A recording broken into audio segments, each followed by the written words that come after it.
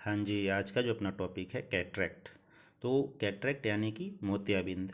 इसके patient OPD में अक्सर मिलते हैं। तो इसमें होता क्या है कि कैटरेक्ट जो है वो लेंस से संबंधित बीमारी है, यानी कि हमारी जो विजुअलाइजेशन करने के लिए हमारे आई की जो संरचना है उसमें कॉर्निया, लेंस, रेटिना और भी बहुत सारी चीज़ें हैं। तो उसमें से किस चीज़ में डिफॉर्मेलिटी होता है तो कैटरेक्ट होता है। तो इसका आंसर होता है लेंस, यानी लेंस की डिफॉर्मेलिटी के अंतर्गत हम कैटरेक्ट को अध्ययन करेंगे। तो फर्स्ट ऑफ ऑल हमें कैटरेक्ट समझने के लिए कि कैटरेक्ट पे जाएं तो इसके लिए हमें लेंस की नॉलेज होनी चाहिए। अब लेंस की नॉलेज से पहले हमें थोड़ा सा सुपरफिशियली हम लेंस से संबंधित अप्लाइड जो एनाटॉमी है, फिजियोलॉजी है और बायोकेमिस्ट्री है, इस पे थोड़ा सा ध्यान दे लेते हैं अपन। तब जाके हम समझ पाएंगे कि हाँ, कैटरेक्ट जब होगा किसी पर्सन को तो उसमें लेंस में क्या चीज़ें बिगड़ती हैं जिसकी वजह से उसके हैंड मूवमेंट या फिर लाइट परसेप्शन या फिर फिंगर काउंटिंग तक पेशेंट नहीं कर पाता।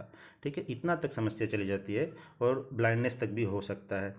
तो इस चीज़ को समझने के लिए first of all upon grass anatomy हल्का सा देख लेते हैं, क्विक रिवीजन ले लेते हैं कि जो अपनी लेंस होती है वो किस चीज़ से बनी होती है। तो सरफेस एक्टोडर्म, यानी कि ओरिजिन यदि माना जाए लेंस का तो वो एक्टोडर्मल होता है। ठीक है। शेप की बात करें तो अपना जो लेंस होता है वो बाई कॉन्वेक्स होता है, यानी दोनों तरफ से फूला हुआ रहता है, उठा हुआ रहता है। ठीक है। यदि कलर की बात करें तो अपना जो कलर होता है वो ट्रांसपेरेंट होता है लेंस का, क्योंकि ये ए वेस्कुलर है, उसकी कोई भी ब्लड सप्लाई नहीं है और ना ही कोई नर्व सप्लाई है लेंस के अंतर्गत। ठीक है। और यदि बात करते हैं रिफ्रैक्टिव इंडेक्स की तो 1.386 से लेके 1.406 के बीच का इसका रेंज होता है। ठीक है। और रही बात रिफ्रैक्टिव इंडेक्स का तो होल लेंस का एक जैसा नहीं रहता। तो मैक्सिमम रिफ्रैक्टिव इंडेक्स लेंस का कौन सा पार्ट रिप्रेजेंट करता है। तो जो मैक्सिमम रिफ्रैक्टिव इंडेक्स होता है ये तो अपनी ऊपर की पार्ट हो गया कॉर्टेक्स, और बीच का जो पार्ट हो गया वो हो गया आपकी न्यूक्लियस। तो जो न्यूक्लियस होता है यानी कि सेंटर ऑफ लेंस जो होता है, ठीक है, उसकी रिफ्रैक्टिव इंडेक्स बहुत ज़्यादा होती है। ठीक है। साइट ऑफ लेंस की यदि बात करें तो लेंस आई ऑर्बिट के अंदर, या फिर बोल सकते हैं आई की जो एनाटॉमी है उसमें कौन सी स्पेस है जहाँ पे लाई करता है, तो पटेलर फोसा बोलते हैं। ठीक है। और यदि बात करें हम इक्विटेरियल डायमीटर की बात करते हैं तो वो 10 mm होता है, और लेंस की पावर की बात करें तो 16 से 90 डायोप्टर के बीच में रेंज रहता है। तो ये हमने थोड़ी सी ग्रास एनाटॉमी समझी, और इसके बाद हम लेंस की अटैचमेंट समझते हैं। ठीक है। और लेंस के फर्दर क्या पार्ट्स होते हैं उसको समझते हैं। तो जो लेंस का अटैचमेंट की बात करें तो अपनी जो लेंस है ना, एंटीरियरली क्या होती है, वो सिलियरी बॉडी के जो फाइबर्स होते हैं उसके द्वारा अटैच रहती है। ठीक है, जीन ऑफ जोनुला से बोल सकते हैं। तो सिलियरी बॉडी से एंटीरियरली अटैचमेंट दिखता है इसका। यदि पोस्टीरियरली की बात करें तो पोस्टीरियर रेट्रो लेंटल लिगामेंट होता है, उसके द्वारा ये अटैच रहती है। तो ये अटैचमेंट हो गया, यानी कि लेंस को एक पोजीशन में फिक्स करने के लिए। अब बात करते हैं इसके स्ट्रक्चर ऑफ लेंस की। तो स्ट्रक्चर ऑफ लेंस में फर्स्ट ऑफ ऑल आता है कैप्सूल, फिर एपिथेलियल, फिर फाइबर्स, यानी कि अपनी एक लेंस है, उस लेंस की जो संरचनाएं हैं उसमें क्या क्या चीज़ें हैं। ठीक है। तो पहला कैप्सूल की बात करते हैं। ठीक है। तो जो कैप्सूल इट मीन्स की लेंस की आउटर मोस्ट कवरिंग बोल सकते हैं। ठीक है। तो ये जो होती है वो किस चीज़ की बनी होती है, कैसी होती है, तो इसको समझने के लिए फर्स्ट ऑफ ऑल जो लेंस कैप्सूल होता है वो कैसा होता है, थीन, ट्रांसपेरेंट एंड हाईली मेम्ब्रेन से बना होता है। ठीक है। यानी कि ये कवरिंग करके रखेगा इसको। फिर इसके बाद बात करते हैं थिकेस्ट और थिनेस्ट, यानी कि अपन को ये ध्यान रखना है कि जो अपनी लेंस है कि जो कैप्सूल है वो किस जोन में ज़्यादा मोटी है, किधर ज़्यादा पतली है। ठीक है। तो जब थिनेस्ट की बात करते हैं तो थिनेस्ट को क्या होता है कि पोस्टीरियरली जो पोल होता है उस साइड वो बहुत पतली लाई करती है। ठीक है। और जो अपनी क्या बोलते हैं कि प्री इक्वेटोरियल जो रीजन होता है वहाँ पे वो एकदम मैक्सिमम थिकनेस दिखाई देता है। जैसे देखो, यदि हम बात करते हैं कि अपनी जो लेंस की कैप्सूल है तो वो कैसी रहती है, थीन, ट्रांसपेरेंट और हाइलिन, और कहाँ ज़्यादा मोटा है कहाँ जहाँ पतला है वो चीज़ें हमें ध्यान रखनी है। इसके बाद अपन बात करते हैं दूसरा लेंस की एपिथेलियम के ऊपर। तो जो हमारी लेंस की एपिथेलियम होती है वो एक्चुअली है क्या, तो वो एक प्रकार से क्यूबोइडल सेल्स होती हैं। ठीक है। यानी कि जैसे यहाँ पे देखो एक क्यूबोइडल सेल्स, एक एक जो सेल्स दिख रही है वो क्यूबोइडल फॉर्मेट में है। तो ये रहती तो क्यूबोइडल है। ठीक है। यदि एंटीरियर एपिथेलियम की बात करूँ मैं लेंस की, तो वो एंटीरियर एपिथेलियम रहती क्यूबोइडल है, लेकिन वो क्या होता है कि धीरे धीरे जब इक्वेटोरियल रीजन पे जाते हैं, जैसे यहाँ से समझते हैं, जैसे ये अपनी की एंटीरियर साइड हो गया। ठीक है। एंटीरियर साइड में ये सारी की सारी सेल्स क्या है, क्यूबोइडल है। लेकिन जब अपन इक्वेटर रीजन पे जाते हैं तो वहाँ पे सेल्स क्या हो जाती है, थोड़ी बड़ी हो जाती है, यानी कॉलमनर में कन्वर्ट हो जाती है। ठीक। तो यानी कहने का मतलब है कि अपन जो एपिथेलियल्स है, यानी लेंस की एपिथेलियल है, वो एंटीरियरली जो एपिथेलियल है वो कैसी होती है, रहती तो नेचर में क्या है क्यूबोइडल, लेकिन वो कन्वर्ट होती है जब अपनी इक्वेटर रीजन में जाती है, ठीक है, तो वहाँ पे कन्वर्ट हो जाती है कॉलमनर में। जैसे यहाँ देखो ये सब एपिथेलियम कैसी दिखाई दे रही है, क्यूबोइडल। यहाँ पे जब अपने इक्वेटर रीजन पे जा रहे हैं तो धीरे धीरे सेल्स की साइज बड़ी हो रही है ना, तो यानी कि वो कन्वर्ट हो गई कि इसमें अपन बिकम्स कॉलमनर में चेंज हो गई। ये तो बात ठीक है, ये तो किसके लिए रहा, एंटीरियर एपिथेलियम की यदि बात करते हैं तब। लेकिन एक चीज़ और सीखने की है कि ये जो एपिथेलियल सेल्स है ना, यही फर्दर डिवाइड होते हैं, ठीक है, इलोंगेट, क्या बोल सकते हैं, elongating to form a new fibre cells. यानी कि ये जो फाइबर्स बन रहे हैं ना लेंस के अंतर्गत, जो फाइबर, जैसे देखो ये तो बीच का पोर्शन आपका न्यूक्लियस हो गया, ठीक है, इस न्यूक्लियस में क्या होंगे, प्राइमरी लेंस के फाइबर्स होंगे। जैसे यहाँ देखो फीटल लेंस हो गया, ये मैच्योर लेंस हो गया। तो जो फीटल लेंस है इसके अंदर के जो भी फाइबर्स बने हैं, ठीक है, वो किससे बने होंगे, ये जो लेंस एपिथेलियम है, ये लेंस एपिथेलियम क्या होगा, वो कन्वर्ट होकेगा, बनाएगा, ठीक है, इलोंगेट होकेगा लेंस फाइबर में, ठीक। डिपेंड करता है कि कब फीटल लाइफ में बना हुआ है तो प्राइमरी लेंस फाइबर्स हुए, ठीक है। यदि बाद बाद में बना है तो सब सेकेंडरी बोल सकते हो, सेकेंडरी लेंस फाइबर के तौर पे इनको काउंट कर लेंगे हम, ठीक। लेकिन बनते किससे हैं, यही जो एपिथेलियल सेल्स है इन्हीं के इलोंगेशन से बनते हैं, ठीक। लेकिन अब रही बात एंटीरियर साइड में, एंटीरियर साइड में तो हमने ऐसा देखा, लेकिन पोस्टीरियरली क्या होता है कि जो पोस्टीरियर साइड की जो सेल्स होती हैं, ठीक, वो क्या करती हैं कि दिज सेल आर यूज, अब किस चीज़ में यूज हो जाते हैं, filling in the central cavity of lens, ठीक है, vesicle during development of lens. यानी कि वो उस समय सेंट्रल कैविटी को भरने में चले जाते हैं, ठीक है। तो एंटीरियरली तो अच्छे से दिख रहा है, पोस्टीरियरली कुछ दिख रहा है क्या, नहीं दिख रहा है। तो वो सब सारी की सारी चीज़ें क्या हो गई कि अपनी जो सेंट्रल कैविटी ऑफ लेंस है, ठीक है, उसको फिलअप करने के समय यूज हो जाते हैं। और रही बात अपनी जो देखने में कैसे दिखाई देता है, तो ये जो अनियन शेप है, जैसे अनियन में एक एक लेयरिंग होती है ना, सेम ऐसे ही लेंस का स्ट्रक्चर भी होता है। अब रही बात, हम थोड़ी सी चर्चा कर लेते हैं लेंस के फाइबर के ऊपर। तो जो लेंस का फाइबर है उससे क्या होता है कि वो दो रीजन में अप होता है, एक न्यूक्लियस वाले एक कॉर्टेक्स वाले रीजन में। तो जैसे यहाँ पे देखो फिटल लेंस है तो यहाँ पे प्राइमरी लेंस फाइबर मौजूद है, यहाँ पे भी देखो ये साइड में तो सेकेंडरी लेंस फाइबर हो गए, ठीक है, फिर ये लेंस का न्यूक्लियस हो गया सेंटर में, और ये जो लेंस में सूचर्स हैं, ठीक है, यानी कि जो अपने फाइबर्स हैं उनके बीच में एक प्रकार से सूचरिंग वाली स्टेज है, एक यहाँ पे है एक इधर पे है, ठीक है।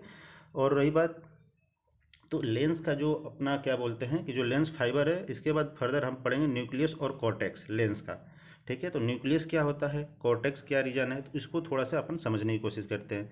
तो पहला चर्चा करते हैं न्यूक्लियस पे। तो ये देखो मान लो ये पूरा के पूरा लेंस है, और लेंस में एक एक न्यूक्लियस है, मतलब टोटल 4 प्रकार के न्यूक्लियस दिखेंगे आपको।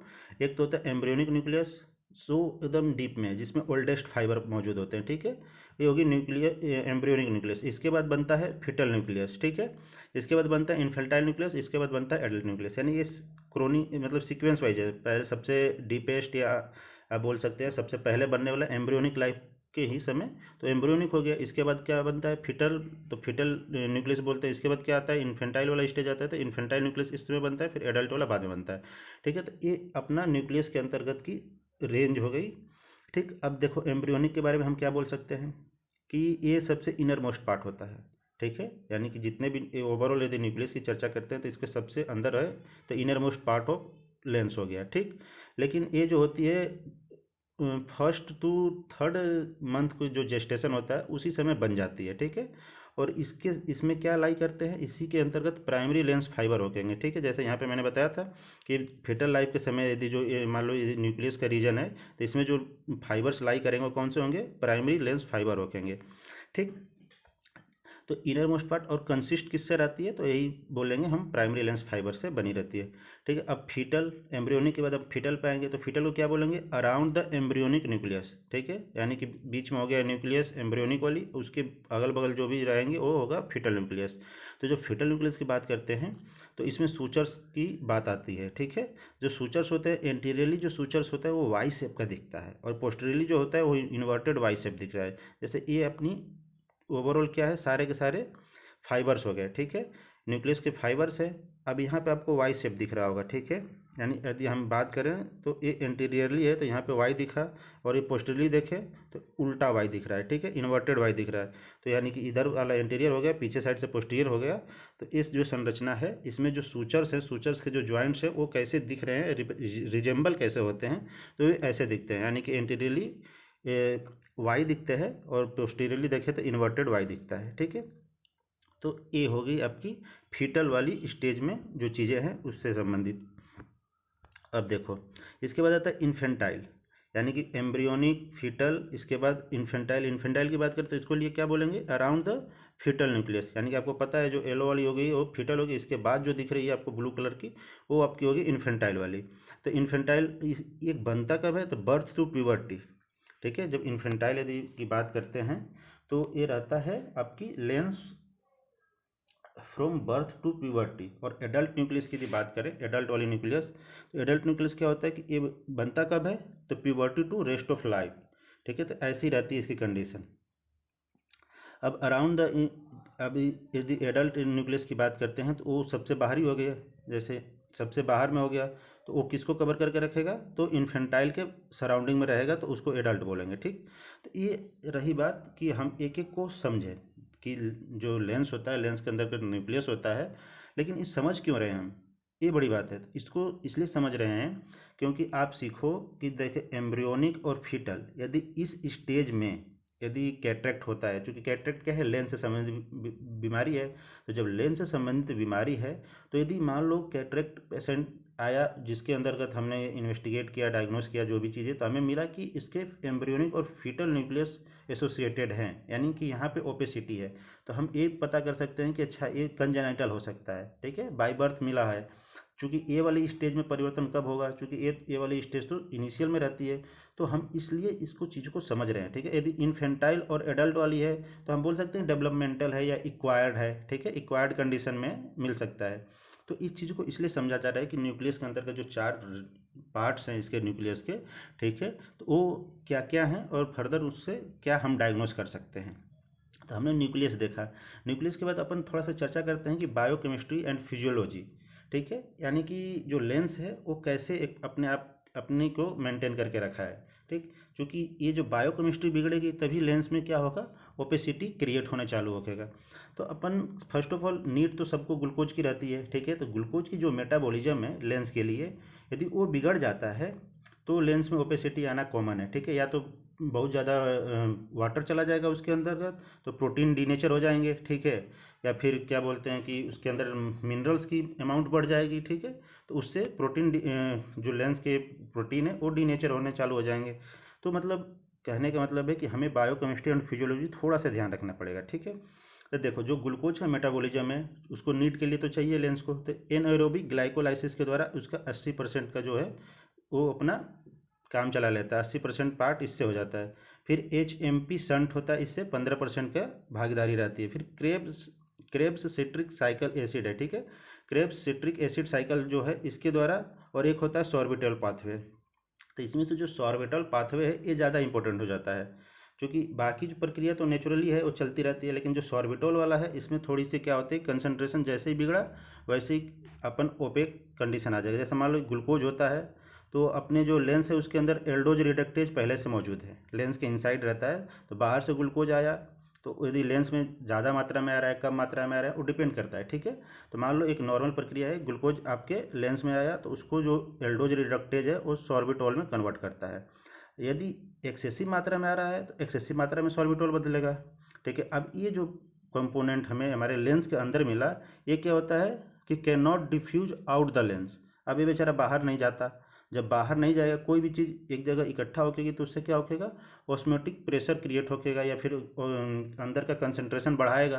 तो जहाँ कंसंट्रेशन बढ़ेगा वाटर उसको न्यूट्रलाइज करने के लिए वाटर बाहर से अंदर आएगा, ठीक है। तो ये जब बाहर नहीं निकल पाता तो इंक्रीज ऑस्मोटिक प्रेशर, जिसकी वजह से क्या होता है कि fluid flow inside the lens. अब लेंस के अंतर्गत फ्लूइड आने चालू हो जाते हैं। जब लेंस के अंतर्गत फ्लूइड आएंगे तो अब थोड़ी सी अलग बायोकेमिस्ट्री चलती है, जिसकी वजह से कि लेंस की जो प्रोटीन्स होते हैं उन पर थोड़ा अलग रिएक्शन होता है, जिसकी वजह से क्या होता है ओपेक या हेजी नेचर आ जाता है लेंस के अंतर्गत।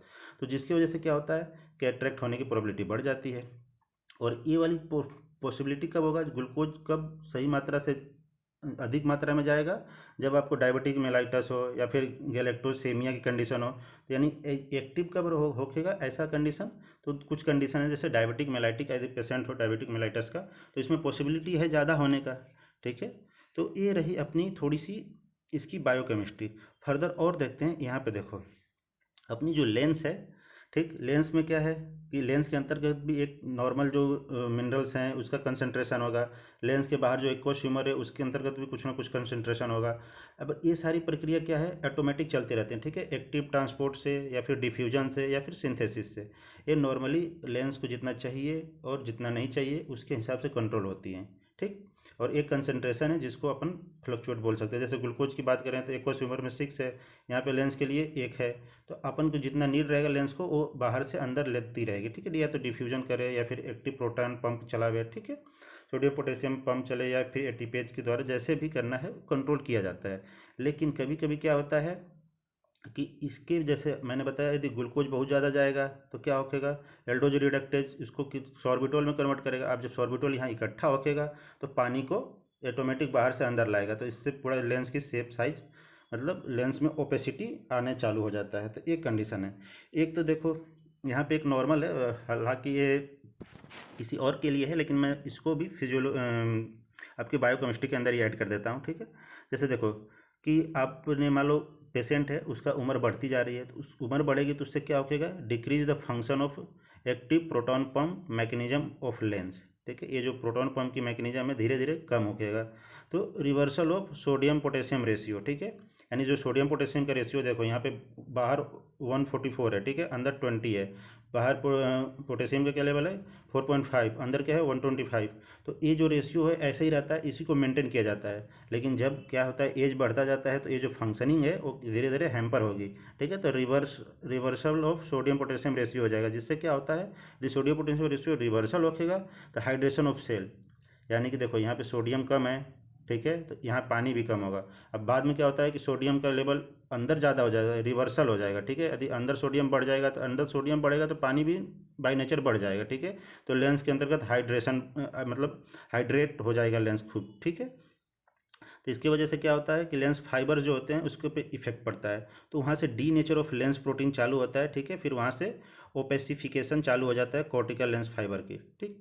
एक तो ये प्रक्रिया हुई। दूसरा प्रक्रिया क्या है कि रिड्यूस ऑक्सीडेटिव रिएक्शंस, ठीक है, यानी एज बढ़ा, एज के बाद क्या होगा कि एज के साथ अपना जो ऑक्सीडेटिव रिएजेंट है, ठीक है, बॉडी में या रिएक्शंस है वो स्लो हो जाएंगी, ठीक है, जिसकी वजह से क्या होता है decrease the level of amino acid. तो अमीनो एसिड का लेवल घट जाएगा, तो यदि अमीनो एसिड का लेवल घटेगा तो decrease synthesis of lens protein in a lens fibre. तो अपनी जो लेंस फाइबर है उसके अंदर प्रोटीन भरे हुए हैं, वो जो प्रोटीन है उनका भी लेवल घट जाएगा। यदि उनका लेवल घटेगा तो D nature of proteins of lenses होंगे, जिससे कि क्या होगा कि ओपेसिटी आने चालू हो जाएगा, ठीक है, opacification of cortical lens fibre बनने चालू हो जाएगा। तो ये भी अपन समझ सकते हैं कि ये भी इसकी बायोकेमिस्ट्री है या फिजियोलॉजिकल समझ सकते हैं इसको।